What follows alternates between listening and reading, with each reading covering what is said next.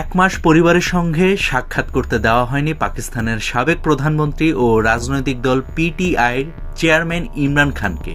এ লম্বা সময় পরিবারের মতো সকলেই ধোঁয়াশায় ছিল। মূলত কি ঘটেছে পাকিস্তানের বিশ্বকাপ জয়ী এই অধিনায়কের সাথে? গুঞ্জন ছিল যে ইমরান খানকে হত্যা করা হয়েছে। তবে প্রায় এক মাস পর গতকাল পরিবারের সঙ্গে সাক্ষাৎ হয়েছে এই মহান নেতার।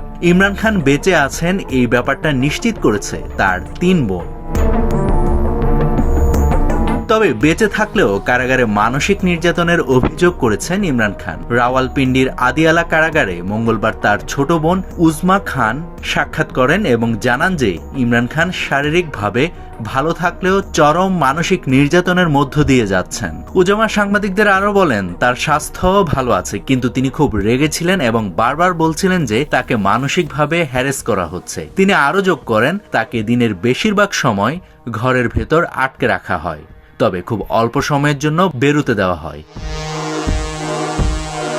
এদিকে পরিবারের সঙ্গে ইমরান খানের সাক্ষাতের অনুমতি মেলে ইসলামাবাদ হাইকোর্ট ও কারাগারের বাইরে পিটিআই এর শান্তিপূর্ণ বিক্ষোভের পর। সকালে ইমরানের 3 বোন আলিমা, নওরিন ও উজামা কারাগারের সামনে পৌঁছান। তবে পরে কারা কর্তৃপক্ষ জানায় শুধু উজামা খানের নামে অনুমতি দেওয়া হয়েছে।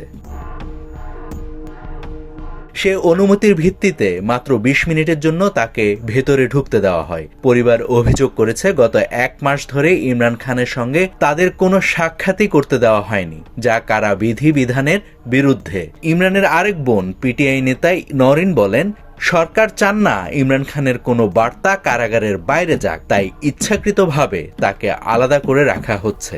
জানা গিয়েছে, এর আগেও প্রতি সপ্তাহের মঙ্গলবার আদালতের আদেশে পরিবারের সাথে সাক্ষাৎ করতে দেওয়া হতো ইমরানকে, যা গেল 4 নভেম্বর থেকে পুরোপুরি বন্ধ রয়েছিল।